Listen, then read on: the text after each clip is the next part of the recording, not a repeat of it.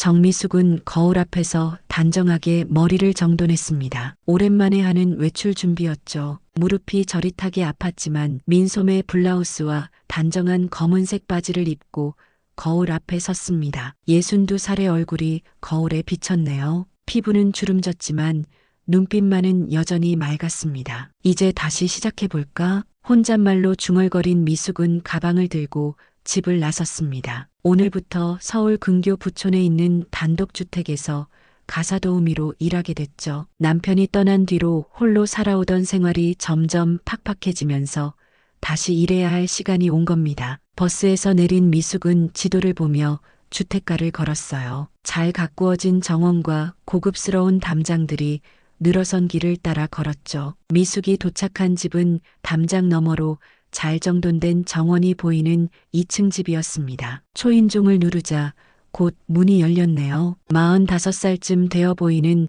단정한 여성이 나왔습니다. 정미숙 씨시죠? 기다리고 있었어요. 들어오세요. 미숙은 공손히 인사하며 집 안으로 들어갔어요. 현관에서 신발을 벗고 실내화로 갈아 신은 미숙은 넓은 거실을 마주했습니다. 천장은 높고 가구들은 모두 고급스러워 보였죠. 저희 집은 간단해요. 저와 남편 그리고 딸 지아가 살고 있어요. 딸은 대학생이라 주말에만 집에 오곤 하죠. 주인 여자는 미숙에게 집 구조를 설명해 주었습니다. 1층에는 거실과 주방, 서재가 있고 2층에는 가족방들이 있었어요. 미숙의 주요 업무는 청소와 빨래, 간단한 음식 준비였습니다. 이것저것 설명을 들으며 미숙은 고개를 끄덕였어요. 어렵지 않은 일이었습니다. 30년 전 자신의 집을 돌보던 그 시절처럼 말이죠. 먼저 거실부터 청소해 주시겠어요? 도구는 저기 창고에 다 있습니다. 미숙은 창고에서 청소 도구를 꺼내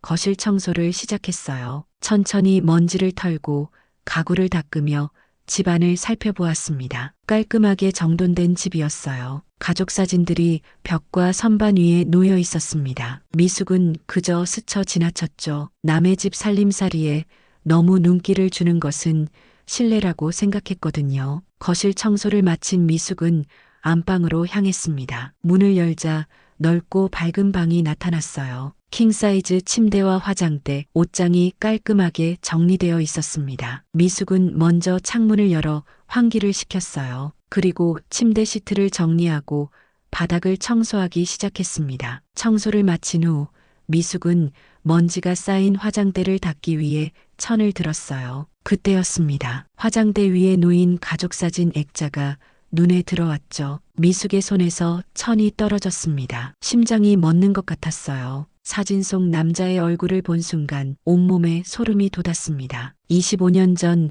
바다 낚시 중 실종된 남편 박동수의 얼굴이었죠. 눈을 몇 번이고 깜빡였지만 착각이 아니었어요. 분명 자신의 남편이었습니다. 이게 어떻게 떨리는 손으로 액자를 집어들었어요. 사진 속 남자는 현재의 모습이었습니다. 나이가 들었지만 틀림없이 동수였어요. 그의 옆에는 이 집 여주인과 어린 딸로 보이는 소녀가 함께 웃고 있었습니다. 행복해 보이는 가족의 모습이었죠. 미숙은 갑자기 숨이 가빠왔어요. 머릿속이 혼란스러웠습니다. 이게 무슨 상황인지 이해할 수 없었습니다. 자신이 죽었다고 믿었던 남편이 다른 가족을 이루고 살고 있었다니, 그것도 25년이나요. 괜찮으세요? 미숙은 깜짝 놀라 뒤를 돌아보았어요. 문간에 여주인이 서 있었습니다. 언제부터 그곳에 있었는지 몰랐네요. 미숙은 황급히 액자를 제자리에 놓았어요. 네, 괜찮습니다. 그냥 잠시 어지러워서요. 미숙은 진정하려고 노력했지만 목소리가 떨렸습니다. 여주인은 의심스러운 눈으로 미숙을 바라보았어요. 사진을 보고 놀라신 것 같은데 무슨 일이 있나요? 미숙은 마음을 다잡았습니다. 지금은 감정을 드러낼 때가 아니었어요. 무슨 일이 있었는지 먼저 알아봐야 했습니다. 아닙니다. 그냥 제 옛날 지인과 닮아서 잠시 놀랐을 뿐이에요. 여주인의 표정이 미묘하게 변했어요. 무언가 눈치챈 듯 했습니다. 하지만 더 이상 묻지 않았습니다. 일이 힘드시면 말씀하세요. 무리하지 않았으면 좋겠네요. 미숙은 고개를 끄덕였어요. 이후 청소를 마치고 나머지 일과를 마쳤습니다. 하지만 그 사진은 계속 미숙의 머릿속에 맴돌았습니다. 그날 밤 미숙은 잠을 이루지 못했어요. 오래전 기억들이 파도처럼 밀려왔습니다. 25년 전 동수는 친구들과 바다 낚시를 떠났다가 돌아오지 않았습니다. 배는 폭풍우 속에서 침몰했고 다른 사람들은 모두 구조되었지만 동수만 발견되지 않았어요. 경찰은 수색 끝에 실종 추정으로 사건을 종결했죠. 미숙은 몇 년이나 기다렸습니다. 하지만 동수는 돌아오지 않았어요. 미숙은 결국 사별한 것으로 받아들였습니다. 그리고 혼자서 딸 지연을 키웠죠. 지연은 이제 30이 넘어 결혼해서 멀리 살고 있었습니다. 다음 날 아침 미숙은 진정한 마음으로 출근했어요. 더 많은 정보를 알아내야 했기 때문이었습니다. 하지만 집에 도착하자 여주인의 표정이 어제와는 달랐어요. 미숙 씨, 잠시 이야기 좀 나눌까요? 여주인은 미숙을 거실로 안내했습니다. 테이블 위에는 두툼한 봉투가 놓여 있었어요. 죄송하지만 미숙 씨가 저희 집에 맞지 않을 것 같아요. 이건 오늘까지 일하신 수고비입니다. 미숙은 봉투를 바라보았어요. 예상치 못한 해고 통보였습니다. 여주인의 눈빛에서 경계심이 느껴졌죠. 무슨 문제라도 있었나요? 미숙이 조심스럽게 물었지만 여주인은 고개를 저었습니다. 특별한 문제는 없어요. 그저 저희 집 스타일과 맞지 않는 것 같아서요. 미숙은 알았다는 듯 고개를 끄덕였어요. 더 이상 묻지 않았습니다. 이유는 분명했죠. 어제 사진을 보고 보인 반응 때문이었습니다. 하지만 미숙은 이대로 물러설 수 없었어요. 25년 동안 죽었다고 생각했던 남편이 살아있다면 진실을 알아야 했습니다. 미숙이 봉투를 받아들고 일어서려는 순간 현관문이 열리는 소리가 들렸네요. 24살 정도로 보이는 젊은 여성이 들어왔습니다. 여주인의 딸인 지아였어요. 엄마, 저 왔어요. 지아는 거실에 있는 두 사람을 보고 발걸음을 멈췄습니다. 미숙과 눈이 마주쳤어요. 지아는 미숙을 보더니 고개를 살짝 숙여 인사했죠. 새로 오신 가사도우미 아주머니세요? 미숙이 대답하기도 전에 여주인이 끼어들었습니다. 아니, 오늘부로 그만두시게 됐어. 지아는 의아한 표정을 지었어요. 미숙은 짐을 챙겨 일어섰습니다. 더 이상 있어봤자 좋을 게 없었어요. 하지만 미숙의 마음은 복잡했습니다. 이대로 포기할 수는 없었죠. 그럼 이만 가보겠습니다. 미숙이 자리를 떠나려는 순간 지아가 말했어요. 어제 아주머니가 아빠 사진 보고 놀란 거 저도 봤어요. 미숙과 여주인이 동시에 지아를 바라보았습니다. 지아는 담담하게 말을 이었어요. 아주머니가 안방에서 사진을 보고 얼굴이 하얘진 거 우연히 지나가다 봤어요. 여주인은 당황한 기색이 역력했습니다. 지아, 그건 내가 상관할 일이 아니야. 하지만 지아는 물러서지 않았어요. 호기심 가득한 눈으로 미숙을 바라보며 물었습니다. 혹시 우리 아빠를 아세요? 미숙은 망설였습니다. 이 자리에서 모든 것을 털어놓아야 할까요? 그러면 영영 동수를 만날 기회를 잃을지도 모르겠다는 두려움이 밀려왔어요. 미숙은 깊은 한숨을 내쉬었습니다. 아니요. 그냥 누군가와 닮았다고 생각했을 뿐이에요. 미숙의 말에 여주인은 안도의 표정을 지었지만 지아의 눈빛은 여전히 의심으로 가득 찼습니다. 미숙은 더 이상 자리를 지체하지 않고 집을 나섰어요. 하지만 마음속으로는 이대로 끝낼 수 없다는 결심이 섰습니다. 집으로 돌아온 미숙은 오래된 앨범을 꺼냈어요. 그 안에는 동수와의 추억이 담긴 사진들이 고이 보관되어 있었습니다. 미숙은 손가락으로 동수의 얼굴을 어루만졌죠. 25년 전의 모습이었지만 오늘 본 그 남자와 분명히 같은 사람이었습니다. 당신이 정말 살아있다면 어쩌면 좋을까요? 며칠이 지났습니다. 미숙은 집에서 나오지 않고 생각에 잠겨 있었어요. 어떻게 다시 동수를 만날 수 있을지, 또 만나서 무슨 말을 해야 할지 고민하고 있었죠. 25년이라는 시간 동안 동수는 그녀를 잊고 새로운 가정을 꾸렸습니다. 그곳에서 행복해 보였어요. 미숙에게는 이 사실이 너무나 고통스러웠습니다. 미숙의 생각이 깊어지던 그때 초인종이 울렸어요. 문을 열자 예상치 못한 손님이 서 있었습니다. 그 집 딸 지아였어요. 어떻게 여기를? 미숙이 놀라 물었습니다. 지아는 긴장한 표정으로 대답했어요. 아주머니 정보를 알아봤어요. 가사도우미 소개소에서 연락처를 알려주더군요. 미숙은 망설이다 지아를 안으로 들였습니다. 작은 아파트였지만 미숙은 깔끔하게 정리해 두었어요. 지아는 거실에 앉아 주변을 둘러보았습니다. 찾아온 이유가 있겠죠? 미숙이 차를 내오며 물었습니다. 지아는 고개를 끄덕였어요. 아주머니가 우리 아빠 사진을 보고 놀란 이유가 궁금해요. 그냥 닮은 사람이라고 했지만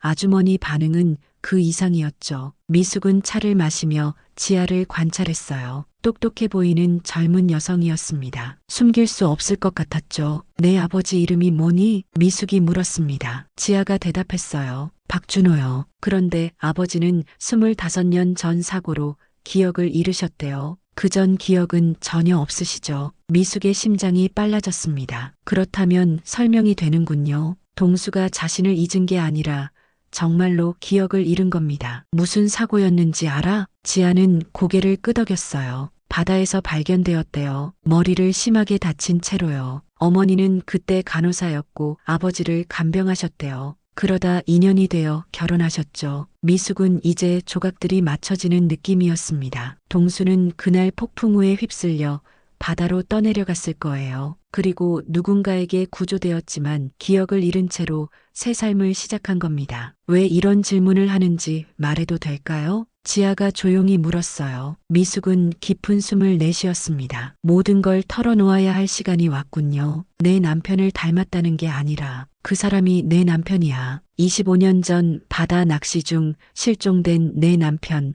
박동수란다. 지아의 눈이 커졌습니다. 믿기지 않는다는 표정이었어요. 증거가 있으세요? 미숙은 일어나 오래된 앨범을 가져왔습니다. 그 안에는 젊은 시절 동수의 사진들이 있었어요. 지아는 사진을 보고 놀란 표정을 숨기지 못했습니다. 정말 아버지예요. 젊었을 때지만 분명히 아버지네요. 지아는 사진들을 하나하나 살펴보았어요. 그리고 고개를 들어 미숙을 바라보았습니다. 이건 정말 큰일이네요. 어떻게 해야 할까요? 해가 저물고 있었어요. 미숙의 작은 거실에서 지아와 미숙은 계속 이야기를 나누고 있었습니다. 둘 다 쉽게 결정을 내리지 못하고 있었죠. 아버지께 바로 알려야 할까요? 지아가 물었어요. 미숙은 창밖을 바라보며 생각에 잠겼습니다. 당신 어머니는 어떻게 생각할까? 그분도 24년 동안 당신 아버지의 아내로 살아왔잖아. 미숙의 말에 지아는 고개를 숙였어요. 상황이 복잡했습니다. 누구 하나 쉽게 포기할 수 없는 관계들이었죠. 하지만 진실은 알려야 하지 않을까요? 아버지에게도 선택할 권리가 있잖아요. 지아의 말도 일리가 있었습니다. 하지만 미숙은 망설였어요. 동수가 기억을 되찾지 못한다면 그저 혼란만 가중될 뿐이었죠. 좀 더 조사해보자. 확실한 증거가 필요해. 미숙의 제안에 지아는 동의했습니다. 두 사람은 함께 계획을 세웠어요. 지아는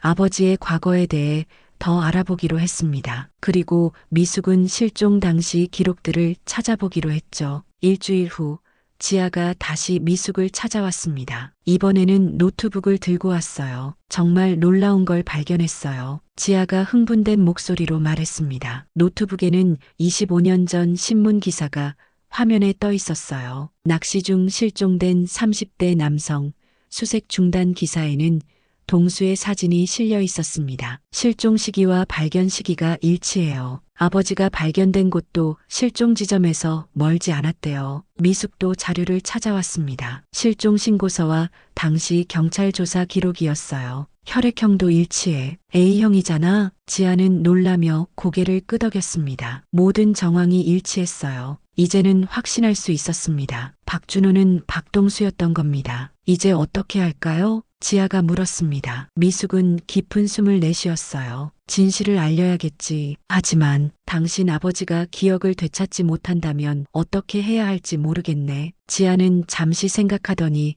결심한 듯 말했습니다. 우선 아버지께 물어볼게요. 과거 기억에 대해서요. 그리고 아버지의 반응을 보고 다음 단계를 결정하자고요. 미숙은 동의했습니다. 그날 저녁 지아는 집으로 돌아갔어요. 미숙은 불안한 마음으로 지아의 연락을 기다렸습니다. 이틀 후 지아에게서 전화가 왔네요. 아버지와 이야기해봤어요. 과거 기억에 대해 물었더니 정말 아무것도 기억 못 하시더라고요. 눈을 떴을 때 병원이었대요. 다친 채로 발견되었다고 하시고 어머니가 그때 간병해 주셨대요. 그 인연으로 결혼하셨다고요. 미숙은 마음이 아팠어요. 동수는 자신과의 추억을 모두 잊은 겁니다. 그런데 이상한 건 아버지가 제 질문에 굉장히 불안해하셨어요. 왜 갑자기 그런 질문을 하냐고. 전에 없던 반응이었죠. 미숙은 잠시 생각했습니다. 어쩌면 기억의 조각들이 남아있는 걸지도 모르겠다는 생각이 들었어요. 직접 만나봐야겠어. 내 아버지를, 내 남편을. 비가 내리는 토요일 오후였습니다. 지아는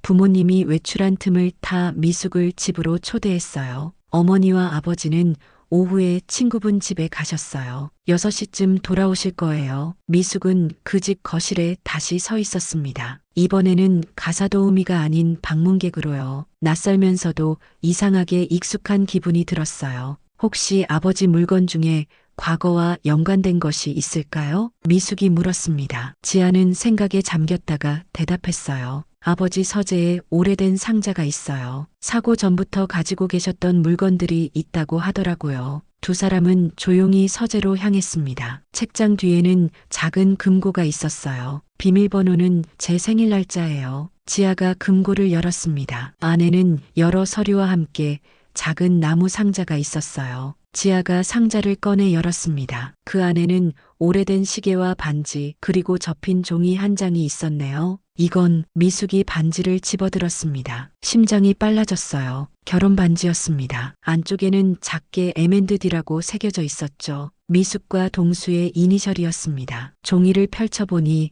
희미한 글씨로 메모가 적혀 있었어요. 미숙아 사랑해. 곧 돌아갈게. 마지막 낚시를 떠나기 전 동수가 남긴 메모였습니다. 미숙은 눈물을 참을 수 없었어요. 이게 바로 증거네요. 아버지가 정말 박동수 씨였다는. 지아도 충격을 받은 듯 했습니다. 현실이 되어버린 상황 앞에서 두 사람은 말을 잇지 못했어요. 그때 현관문이 열리는 소리가 들렸습니다. 예상보다 일찍 돌아온 부모님이었어요. 지아와 미숙은 당황했지만 이미 돌이킬 수 없었습니다. 지아야, 집에 왔니? 여자의 목소리가 들렸습니다. 곧이어 발소리가 서재 쪽으로 다가왔어요. 문이 열리고 지아의 어머니가 나타났습니다. 그녀의 눈이 미숙에게 머물렀어요. 놀란 표정이 역력했습니다. 당신, 어떻게 여기? 그 뒤로 남자가 모습을 드러냈습니다. 미숙의 심장이 멎는 것 같았어요. 25년 만에 마주한 남편의 모습이었습니다. 늙었지만 분명 동수였죠.